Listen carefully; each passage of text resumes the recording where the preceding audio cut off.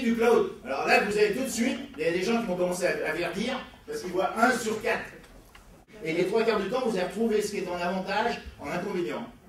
On va balancer les deux parce que si c'est bien fait, c'est parfait. Si c'est mal fait, bonne nuit les petits. La première chose, c'est qu'il faut faire confiance. C'est ce que disait Louis Nogès, dans le modèle de sécurité des fournisseurs. Et malheureusement, ils sont souvent opaques. C'est-à-dire qu'on a beaucoup de mal à savoir exactement ce qui se passe dedans. Donc ça, c'est un des problèmes. Alors, autre chose, c'est vous avez l'auditeur qui vient chez vous. Ça figure dans les trucs obligatoires qu'on a. J'en parlais tout à l'heure dans le rapport annuel. Donc il y a un audit interne, un audit externe. Maintenant que les auditeurs externes ont assigné un truc sur le contrôle interne, ils vont venir chez vous et ils vont dire « Ah, attention, ça va pas, ça va pas, ça va pas, ça va pas. » Donc on fait des recommandations. Et ces recommandations, vous avez tant de temps pour les installer.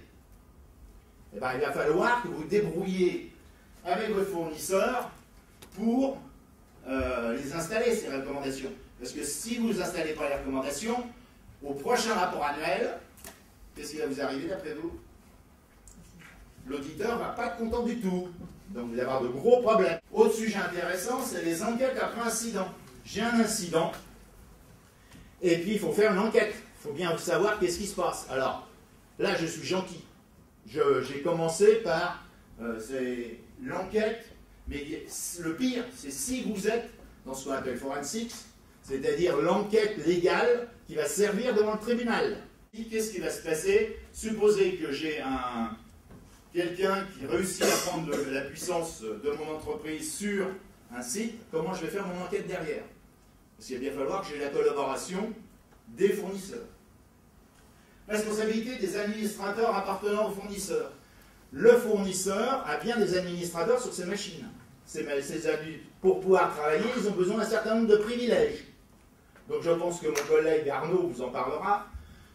C'est le problème de ce qu'on appelle le PUM chez nous. C'est-à-dire le Privilege User Management, c'est-à-dire la gestion des utilisateurs privilégiés. Et ces gens-là, c'est des... On s'en méfie. Perte du contrôle physique. Je n'ai plus aucun contrôle physique, comme a montré... ils sont dans leur machine, c'est leur machine à eux, c'est leur data center. Gestion de l'isolement des machines virtuelles, il faut être sûr que mes machines virtuelles sont bien isolées. Alors pour ça, il y a un magnifique modèle, j'espère qu'il s'en souvient. C'est le modèle de qui? Allons. Ça s'appelait la muraille de Chine. Je vous aide là. Qui connaît le modèle qu'on appelle la muraille de Chine? Vous n'auriez pas le CISSP, Ça s'appelle le Brouwer-Nash. Je vous renvoie sur votre bouquin. Présence de multilocation, donc on va être obligé de se mettre au niveau de l'ensemble, comme a expliqué Louis Nogès, on loue des appartements. Donc c'est exactement la même chose. Si vous avez un appartement, par exemple dans mon immeuble, tous les vendredis soirs, du vendredi soir au samedi matin, on n'utilise pas le truc électrique. Ah oui, parce qu'il y a des... Gestion des versions logicielles, ça c'est un autre problème. Il va bien falloir que je charge mes versions logicielles. Qu'est-ce que c'est le source routing? Vous vous rappelez ou pas? C'est-à-dire qu'on va pouvoir indiquer au départ sur Internet par où on veut passer, par où on ne veut pas passer. Et ça s'appelle source routing. Donc on l'avait mis au départ, manque de bol dans le cloud computing, moi j'en ai pas vu, de source routing. Donc résultat, je me trouve avec des données personnelles qui naviguent dans un cloud. C'est très joli, la seule chose, c'est que toute la loi, les lois aujourd'hui, sont basées sur la territorialité et la juridiction. Donc il faut savoir quelle est la juridiction compétente et sur quel territoire vous êtes. Et il y a un truc qui s'appelle, c'est bête, la loi informatique et liberté en France, par exemple, et un organe dont M. Alex Le Turc est le président, qui s'appelle la CNIL, qui a défini les problèmes de transfert de données. Donc, ils disent, vous n'avez pas le droit de transférer de données, sauf, alors premier cas, je suis, alors tout le monde connaît le ou pas? C'est une bonne question. Alors, c'est pas un nouveau ordinateur, c'est pas le 3E, non. C'est l'espace européen économique, c'est-à-dire c'est l'Europe, l'Union européenne, plus la Scandinavie, la Suisse, parce qu'il y a la Norvège, il faut se rappeler, mais la Norvège a refusé d'entrer. Donc ils sont dans le... Donc il y a la Suisse, le Canada, l'Argentine, Guernsey, Jersey, Man, des endroits extrêmement sûrs, vous pouvez mettre votre argent, et le Saferbourg, pour les Américains. Donc ça, si vous êtes dans un de ces pays-là, il n'y a pas de problème. Impeccable. Deuxième chose, si vous n'êtes pas dans ces pays-là, ben, si vous êtes dans un réseau privé, mon collègue vous parlera grandement des réseaux privés, il appartient à l'entreprise, vous avez le contrôle, donc vous allez faire ce qu'on appelle des règles internes d'entreprise, ou ça s'appelle en anglais Corporate Binding Rule. Ce sont des règles que vous allez imposer à votre entreprise pour garantir la protection de la vie privée. American Express, par exemple, travaille avec ça. Le réseau d'American Express est couvert par le Corporate Binding Rule.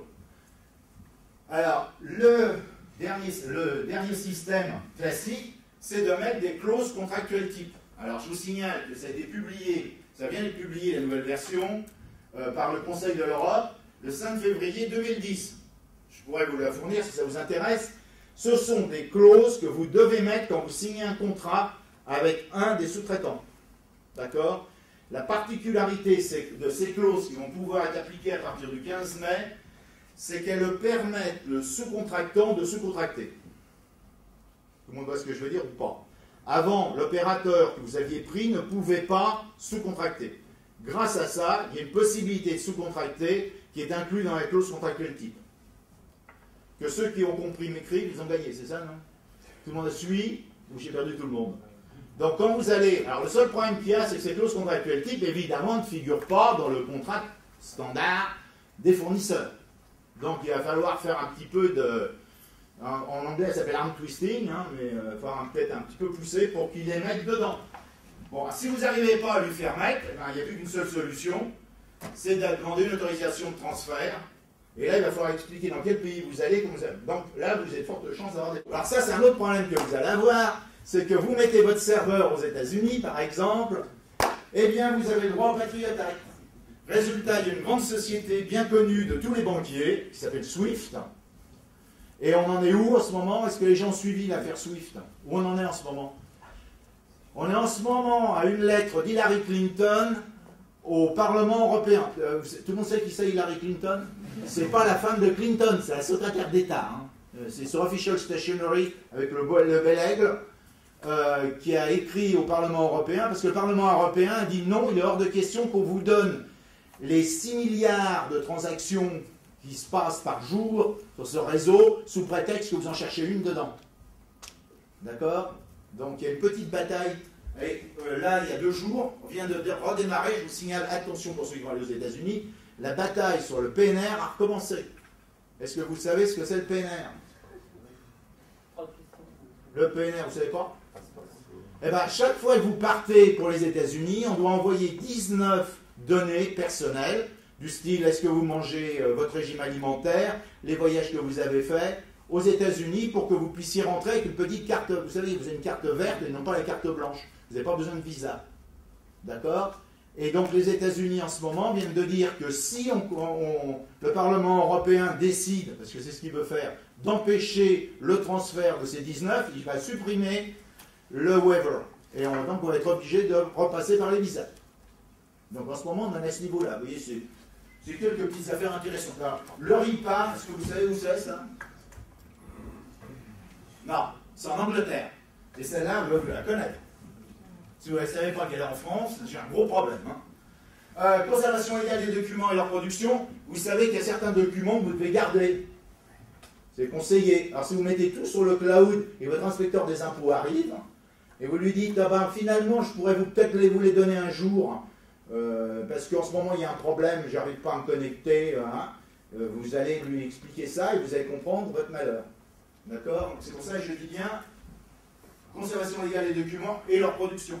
Il faut se rappeler que certains documents, pour certaines entreprises, doivent être gardés 100 ans. Pour finir, je finis sur la sécurisation des OS virtuels dans le cloud. Il faut aussi avoir une sécurisation, et ça c'est pas chez vous. Dépendance de la sécurité des hyperviseurs.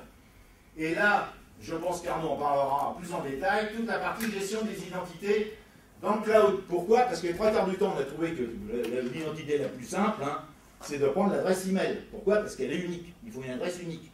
Le seul problème, c'est qu'au moment du déprovisioning, on risque d'avoir des choses intéressantes. Alors, il faut aussi de l'authentification. On va avoir des clouds qui vont se passer, dans le cloud, on va passer d'une machine à autre machine, donc ça pose le problème de la fédération. Alors tout le monde connaît la fédération. Tu en parles, Arnaud, de la fédération? Bien sûr. Voilà. Donc vous aurez en détail les problèmes de fédération, parce qu'il y en a des pas mal dedans aussi.